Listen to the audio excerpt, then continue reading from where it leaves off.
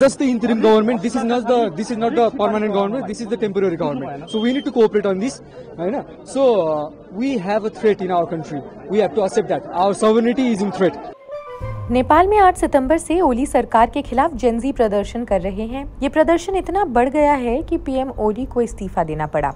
तो वहीं कई मंत्रियों ने घर, संसद और सरकारी कार्यालयों में आग लगा दिया है। इस बीच चौंकाने वाली एक खबर सामने आई है। जिस समय पुलिस और सेना प्रोटेस्ट को कंट्रोल करने में लगी थी, उसी दौरान वहां के 18 जिलों की जेल से करीब 6000 कैदी फरार हो गए हैं। इसमें अकेले कास्की से 773 कैदी और नवलपारसी जेल से 500 कैदी फरार हुए हैं। चितवन से 700 कैदी, कैलाली से 612 कैदी, जलेश्वर से 576 कैदी फरार हुए हैं। इस बीच वहां के लोगों का क्या कुछ कहना है, सुनिए। देश हमारा है, ये जिंजी लोग का देश है। ये नेता लोग सब भाग गया। ये नेता लोग काम चोर है, भ्रष्टाचारी है। जो ये जो हुआ है ना, ये इतना कुछ ये सोशल बैंडिंग के लेके नहीं हुआ है।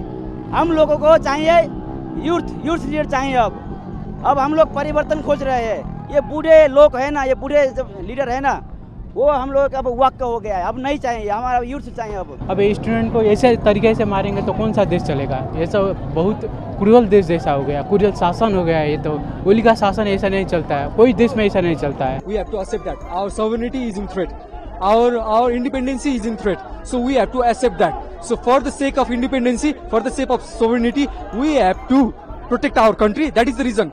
To protect the democracy, we have given the name of her. Thank you so much. So this is the change and revolution is Gen Z. So by the way, Sushila Karki, she is retired from Supreme Court. Again, her age is 75 around.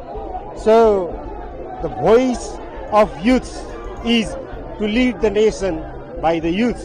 And my general concern, current immediate concern is the law and order of the country. And in order to maintain the law and order of the country demands the person who knows about the law and order. And current Chief Justice Sushila Karki is the right option, I think that. But Gen Zs are also demanding the Balen and the Harka Sampak. But they should, I think, in my point of view, they should prepare for the next general election. For that, they should not focus on maintaining the law and order, but they should prepare for anything big.